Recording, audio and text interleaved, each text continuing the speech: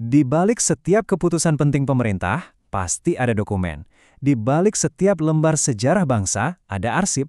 Tapi gimana ceritanya kalau jutaan dokumen itu terkunci di rak-rak yang berdebu?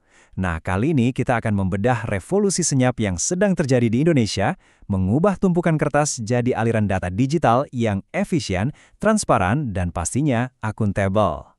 Coba bayangin deh, Anda harus menemukan satu lembar dokumen spesifik di antara jutaan lainnya yang tersebar di seluruh negeri. Dulu, ini mungkin terdengar mustahil kan? Nah, sekarang tantangan inilah yang coba dijawab oleh revolusi kearsipan digital di Indonesia. Lihat perbedaannya. Di satu sisi, kita punya cara lama, berjam-jam cari dokumen di rak yang berdebu, was-was kalau berkasnya hilang karena banjir atau kebakaran, dan aksesnya pun terbatas banget.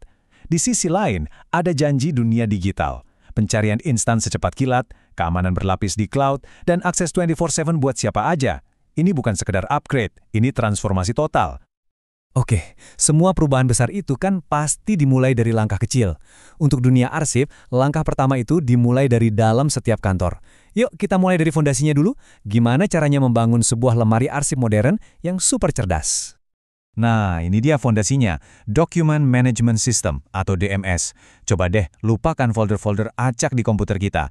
Bayangin DMS ini sebagai perpustakaan pribadi yang super pintar untuk setiap instansi, yang tahu persis setiap dokumen ada di mana, siapa yang pernah membukanya, dan gimana cara melindunginya.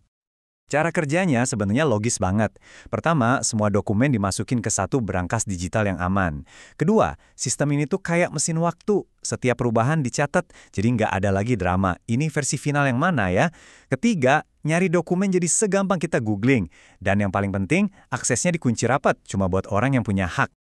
Nah, ini pertanyaan krusial. Kapan sih sebuah draft biasa itu statusnya naik kelas jadi arsip resmi negara yang sah secara hukum? Jawabannya, ini yang akan membawa kita dari sistem internal kantor ke panggung yang lebih besar, panggung nasional. Oke, sekarang kita naik level. Kita akan bahas sebuah mesin nasional yang tugasnya ngasih stempel resmi digital ke dokumen-dokumen tadi, mengubahnya jadi bukti hukum yang sah. Inilah tulang punggung dari akuntabilitas pemerintahan modern. Kenalan yuk sama Sri Kandi. Namanya keren, terinspirasi dari tokoh pewayangan yang hebat, dan fungsinya juga nggak main-main. Sri Kandi ini adalah sistem nasional yang fokusnya pada arsip dinamis.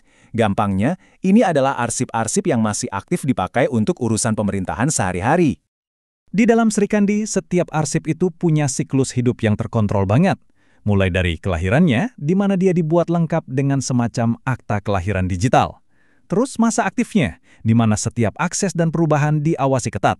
Sampai akhirnya, di masa pensiunnya, sistem pintar ini yang akan nentuin nasibnya. Apakah dimusnahkan dengan aman atau justru diabadikan sebagai memori bangsa? Semuanya tercatat. Intinya apa? Ya ini, Sri Kandi itu adalah mesin akuntabilitas. Dengan adanya jejak audit digital dan tanda tangan elektronik yang sah, setiap tindakan pemerintah jadi transparan dan nggak bisa disangkal. Inilah wujud nyata dari tata kelola pemerintahan yang bersih dan bertanggung jawab. Oke, jadi tiap instansi udah punya sistem internalnya masing-masing. Pertanyaannya sekarang, gimana caranya menghubungkan semua sistem ini supaya jadi satu kekuatan informasi nasional yang bisa kita semua manfaatkan? Jawabannya ada di satu kata kunci teknis ini, interoperabilitas. Kedengarannya rumit ya, tapi gampangnya gini, bayangin aja setiap lembaga pemerintah itu pakai aplikasi chatting yang beda-beda. Tanpa interoperabilitas, mereka nggak bakal bisa saling kirim pesan. Nah, interoperabilitas ini fungsinya kayak penerjemah universal, yang bikin semua sistem bisa ngobrol satu sama lain. Dan ini bukan cuma ide lokal loh. Standar global dari Dewan Arsip Internasional juga bilang hal yang sama. Intinya, data itu harus bisa bergerak bebas antar sistem tanpa kehilangan makna atau keasliannya. Ini adalah fondasi kearsipan modern di seluruh dunia. Di Indonesia, konsep ini diwujudkan oleh dua sistem kembar, CSKN dan JIKN. Biar gampang, anggap aja CSKN itu jaringan pipa raksasa di belakang layar yang nyambungin semua sumber air. Nah, JIKN itu keran publiknya, tempat kita semua bisa datang buat ngambil air atau informasi tadi. Jadi, CSKN itu mesinnya, JIKN itu gerbangnya. Nah, setelah kita bedah semua komponen teknisnya, mulai dari DMS, Sri Kandi, Signe, sampai JIKN, sekarang waktunya kita lihat gambaran besarnya. Apa sih manfaat nyata dari semua ini buat pemerintah? Dan yang paling penting, buat kita sebagai warga negara. Jadi apa hasilnya? Tentu saja efisiensi yang memangkas birokrasi, transparansi yang membuka jendela ke dalam pemerintahan, dan akuntabilitas yang bikin setiap tindakan jadi tercatat. Tapi lebih dari itu, ini semua soal kolaborasi untuk menciptakan satu data kearsipan nasional, dan yang paling mulia, melestarikan memori bangsa secara digital untuk generasi-generasi mendatang. Ini bukan soal teknologi, ini soal warisan.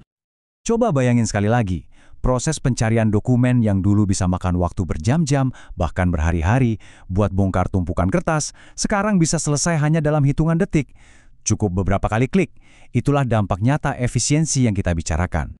Pada akhirnya, inilah kesimpulan utamanya. Semua sistem yang kelihatannya rumit ini, semua teknologi canggih ini, tujuannya cuma satu, membangun pemerintahan yang lebih baik. Pemerintahan yang lebih terbuka ke warganya, lebih efisien dalam melayani, dan lebih akuntabel atas setiap tindakannya. Nah, sebagai penutup, mari kita berefleksi sejenak. Sekarang, saat pintu menuju lautan informasi negara ini terbuka lebar, tanggung jawabnya beralih ke kita. Sebagai warga negara, peneliti, atau mahasiswa, gimana cara Anda akan menggunakan akses ini untuk menuntut akuntabilitas dan membangun masa depan yang lebih baik? Karena kekuatan itu sekarang ada di ujung jari kita semua.